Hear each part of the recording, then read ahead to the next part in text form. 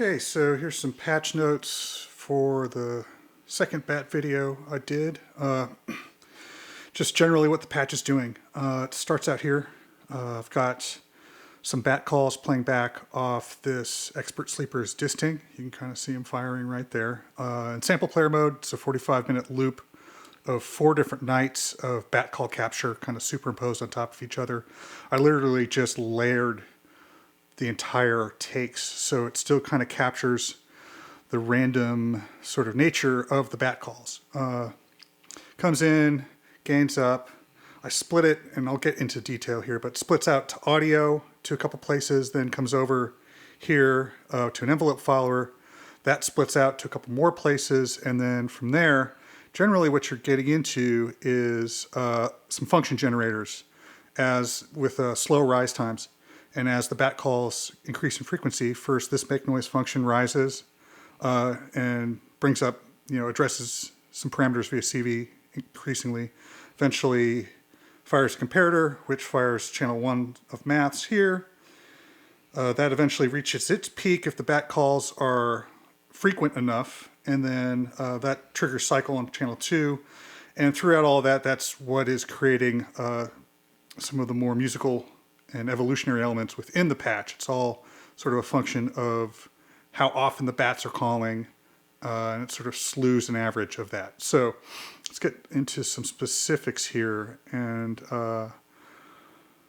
so starting here, again, bat calls being fired by Expert Sleeper's Dixting Mark IV in sample player mode.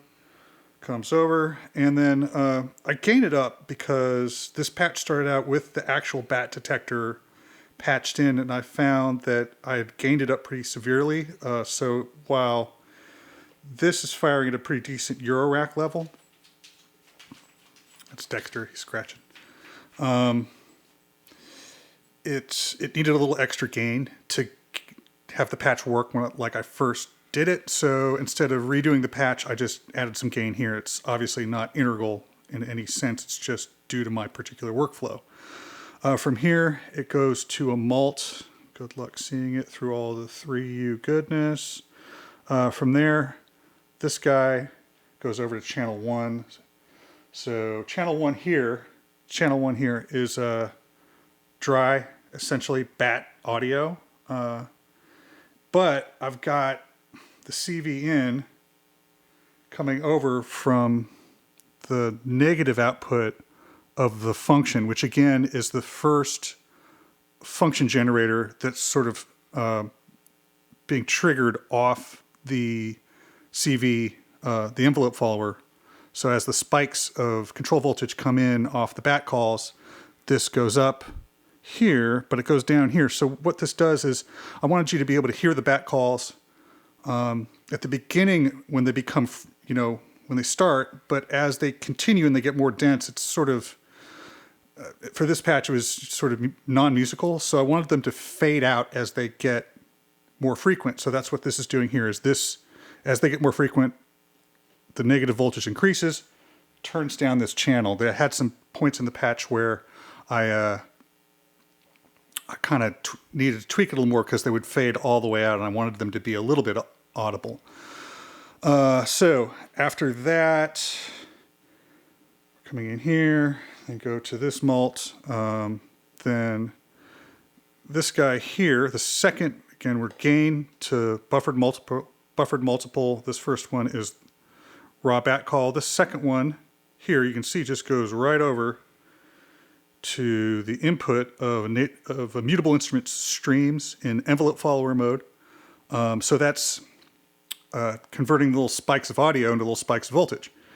That goes up to another buffered mult. And yes, I could have passive multed both of these, I guess, but because it's a bigger patch and it's a larger system, I just didn't want to risk any sag at any point. So from the second mult, so these are again spikes of voltage instead of spikes of audio. This first one comes up to the function. So this is actually little bits of voltage that are firing into here, and every time it comes in, it bumps up the rise time a little more. So as they get more frequent, the voltage rises, here and falls there until it reaches the peak. And then I've got also here, so I've got rise and fall all the way cranked. Their longest possible times. I've got the curvature set to logarithmic, and I am taking right here an offset into the fall time to get it even longer, because the bat calls are so infrequent. One thing about this patch is, for some reason, I have to tweak the knobs on the streams to get it to work correctly every time. So I need a longer fall time because the calls become infrequent, and if it falls right off, then you just sort of have the patch kind of doing the same thing it's doing when it's idle. And I wanted it to be a longer tail generated by the frequent calls. So it takes a while to fall. So again, just following the chain here. So the envelope follower also comes. So envelope follower, this top one is going to the function. This guy here is coming over here to a logical AND. So it's being fed on this side by a temps utile, I don't know how you say it. This is the master clock for the whole system. You can see that top light there. So here on channel 5, got random times 4 and the random sent to 19. So I've got pulses of voltage with the bat calls here and random clock times 4, so random 16th notes essentially. So once both of those are present, it fires here. This comes up to exclusive OR, one side of which is this basically random 16th notes that are musically relevant that get fired when they're at the same time as the bat call. Plus, over here I've got main clock that comes out of channel 1 of the temps utile into the little nerd. So there's your clock pulse. And then down here on channel 1, I've got a Euclidean. See if we can see it. Yeah. So there's a Euclidean rhythm going here, and that comes back over to this exclusive OR. So basically, this guy right here, this top one, is firing. I've got in through this Zwab push VCA I'm using as a mute, over to this guy, which is an envelope, which in turn fires the VCA, which is on the other end of the Plaits. So what you've got is a voice here that, when nothing's happening, it's just firing. Eventually, there's some bat. You can see the bat calls coming through there. And it'll fire, since it's exclusive OR, it fires the bat calls when only the bat calls are going, or it fires that pulse when only that pulse is going. So that's sort of the high, plucky voice, and you see me in the video bring it in and out. So, going all the way back, because that's the end of that mult. So again, we've got bat signal coming in,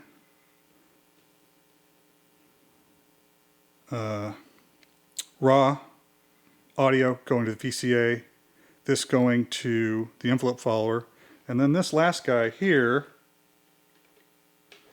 just for laughs, I just ran it into the wildcard in on the QPAS. I don't even know if it's doing anything because I don't really know what the wildcard does.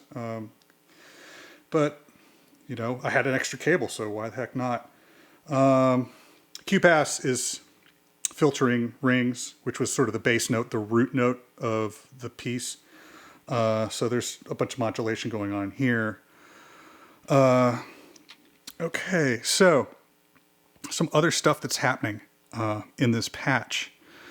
Once got really sort of the other heart of the patch is you see there it's filling up because there's some bat calls going. So what I'm doing is I've got a couple things going. I've got the metropolis, which is being clocked from over here. And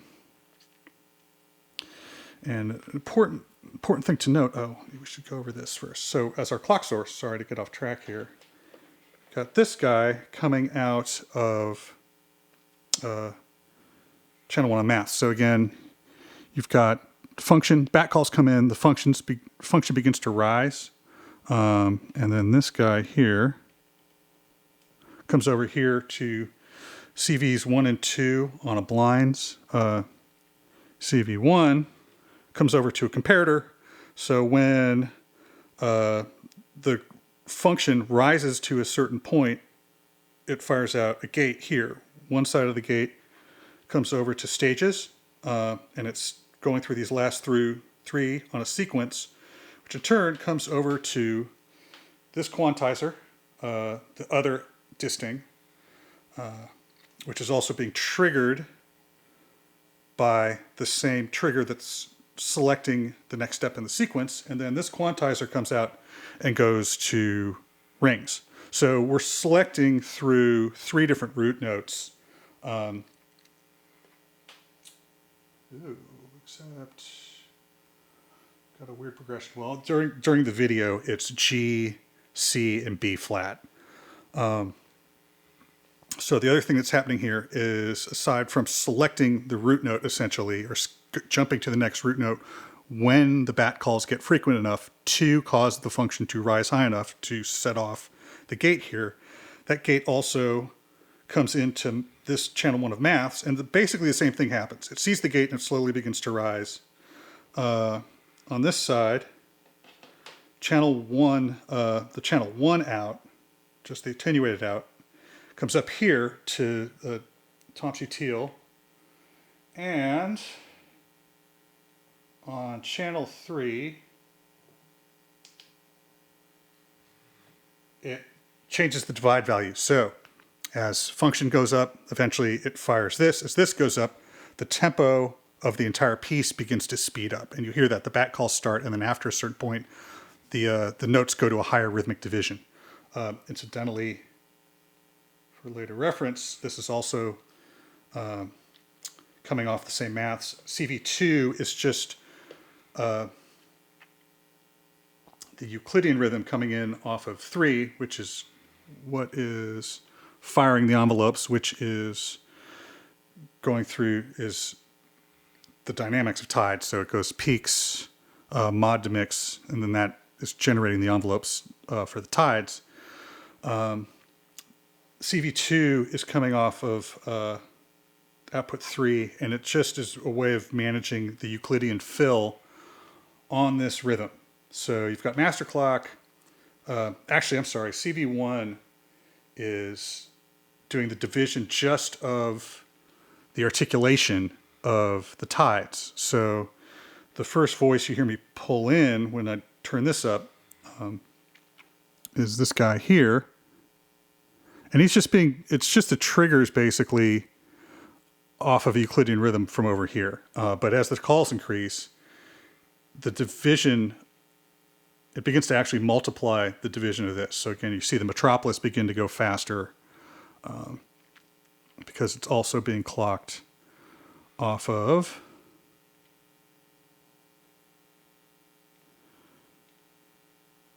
verse 4. Actually, the metropolis shouldn't go faster, but somehow it is. Anyways, sorry, I digress. It's a complicated patch. Actually, why is that? Sorry, folks.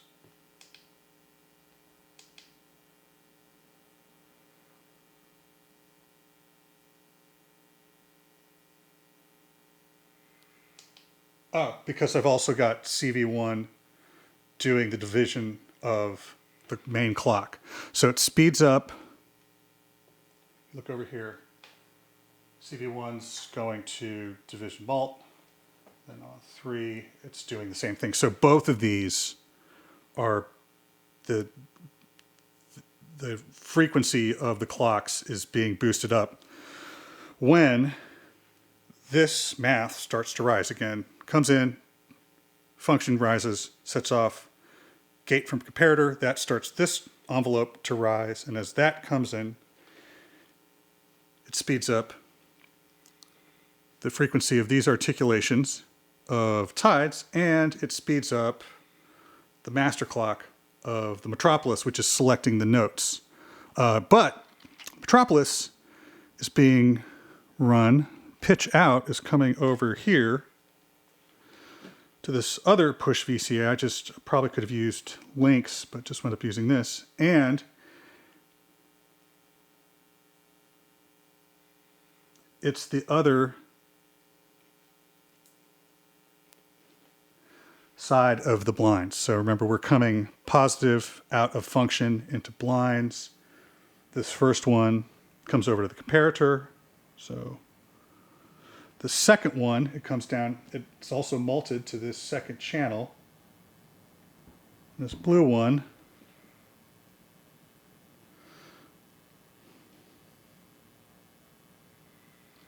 comes out to here, goes a whole bunch of different places.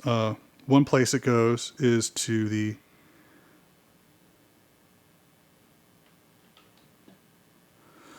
scale select of U scale. So as the voltage goes up, you see here, there's also an LFO coming from the octocontroller multed into. So as it's, even if there's no bat calls, it's just kind of cycling through a couple different scales. And basically, I've saved, I think, 7 different scales. So it's basically filling in the scale a note at a time as the voltage rises. But also, again, you've got this LFO that sort of just cycles through the first couple, just because it, again, just to keep the patch moving along. But additionally, you've got the same thing happening on the initial note select, because you've got this voltage here, which is, again, rising, but it's being attenuated by the blinds. But it's the same rising voltage coming out of the function, and it's combined with the pitch output of the metropolis. So as the bat calls increase, as the first function begins to rise, the general pitch that it's selecting over here on the U scale also rises. So everything kind of begins to go up in the register. And this output A of this is controlling the tides. Output B is controlling the Plaits. So that's kind of it. I just initially envisioned this patch in G minor. So it's G first, the first slot of the U scale. Let's just kind of go through this to document. Take it out of scale mode.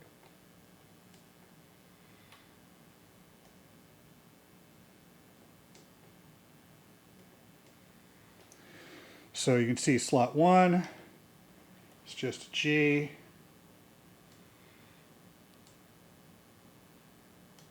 And we've got a fifth, minor triad, G minor triad, seventh, and I think I just kind of go one note at a time. Yeah, I'll add the 11 just because it's a little safer note. And 9. Here's where it gets interesting. 11, 13. So I've got an entire scale here. It's basically an F major scale, but if you root it in G, it's G minor, G Dorian minor. Again, as I mentioned, the root notes coming off of this second quantizer are G, C, and B flat. So eventually it kind of became a little more modal. So depending upon where you are, you're G Dorian or C Mixolydian or B flat Lydian. But this last scale, when the voltage gets really high, and I don't think during the video it actually does, but the way I program this, the last one, instead of the F natural, which is obviously part of the F scale, I bumped it up to an F sharp. So what that becomes is the G melodic minor ascending, which is a really fun scale. It never really got there, but it's just by changing one note, you get some pretty interesting possibilities, because you get G ascending melodic minor. The C, you get a mixolydian with a raised fourth, or Lydian dominant. And the B flat, you get a major scale or Lydian scale with the raised sixth. I forget what that one's called, but they're all kind of fun and tense. I don't think it really gets there during the video, but that's kind of what I had programmed into the U scale. Rest of this, let's see. I've got some echo and some reverb, the Dreadbox Splash, which is to me the best value in a reverb for HP and price. I'm constantly surprised by how much I love it. One thing that happens, the other side of the negative voltage coming out of the function, let's see, let's follow this, actually gets multed to this attenuverter. So I'm boosting it pretty significantly. And then I've got the attenuation halfway. So I'm flipping it back. So it's a higher value, but it's going to drop because I'm offsetting it into positive. It's a really high value. So it's coming over here to this noise source. So when it's idle, the rate's all the way up, and it's white noise, which is in turn feeding the input on the rings. As the bat calls increase and the first function rises, and that negative voltage coming out increases, it essentially comes down here and turns this knob down. So as the patch gets more dense, the root note that's being generated by the rings drops away a little bit. But since at a certain point the harmonics begin to cycle, when this guy, I believe, yeah, that's right. It's the structure begins to cycle again, because when this second function generator on the maths rise high enough, it begins to cycle this in an LFO mode. That in turn begins to cycle the structure. So it makes, even though that it's the excitation signal is slowed down because the structure begins to modulate pretty severely, you'll notice the root note begins to do something. And there's a couple times it does a cool thing where it actually, to me, the rings begins to sound like the bat calls, because when the bats begin to get close to whatever they're trying to eat, an insect, a flying insect, their frequency of their calls really begins to go up, and it sounds like when you're modulating an LFO up into audio rate, right? It's sort of a raspberry sort of sound. There's a couple spots in there where the rings begins to do that really quick increasing sputter as it's coming back positive here while the structure is still cycling. So there was a couple spots where I looked and I was like, okay, I'm hearing the sound of a bat getting ready to strike an insect. And actually when I looked at the disting, it's like there's no signal coming in. It's actually a function of the whole system. I'm trying to think there's a bunch of other stuff. I think, yeah, on the cycling, the second mass, which is sort of the end of the function chain. So it's the last thing that happens relative to the increasing voltage of the first function. Once this channel 4 begins to cycle, there's an attenuated version that comes over to the tides and begins to modulate the frequency of the tides. Tides is running in quadrature mode, and I've got a bunch of modulation going across the whole system that I'm not really going to get into just because it's not necessarily integral to the patch. This modulation of the modulator is, but these destinations, I could run them down, but they're not really. The main point is they're modulating at one speed, and then once the bat calls get so dense that the make noise function gets all the way up, and the channel 1 on the mask gets all the way up, and it finally starts to cycle channel 4, these begin to modulate their speed, so they go faster and slower. So then the whole system is really starting to move. Just some stuff from the video again. I've assigned a mute to the Plaits voice, so I could just take it in and out. This is being triggered by, I guess, yeah, Euclidean rhythm coming off the temps utile. And that's actually going into a envelope generator, which is in the turn going into the VCA on the QPAS. So here, I've just got the release time all the way open, so the QPAS is just filtering. But you'll notice later on, I begin to articulate the rings coming through the QPAS just so that when on the rings voice, when I start to really stretch that one out, make it more legato, I can take the QPAS and make it more rhythmic. And then this is the envelope for the tides. Same thing here. I can make it more or less legato. And I think the only other thing I did is I turned up depth and amount of modulation over here a little later just to get it washier and more that fun sort of Boards of Canada echo. I think that's it. I'm honestly doing this just as much for my reference because I was thought of writing this down. Just really bumped me out. I've got some compression on the QPAS just because, or on the rings going through QPAS because there's some points where it really gets bassy and it begins to kind of swamp the mix. So I wanted those to be kind of squished a little bit. If I turn the articulation off, it does that. That's really it. All right. Hopefully anybody who wanted to know what's going on here, this helps. Here's a quick look at everything that's going on in the temps utile, just again for my reference as much as yours.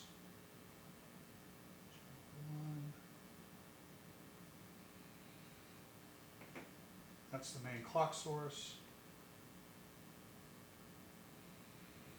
That's basically a reset that goes into the metropolis and the octave controller. Here's our articulation for the tides voice, multiplied times 2. But again, those settings, the Euclidean fill rate is off of CD2, which was channel 3 of tides, and then CD1, channel 1 of tides. So again, I can use the channel 3 attenuverter to decrease or increase the fill, which is determining how often the tides voice is triggering. So again, just a sort of a musical consideration.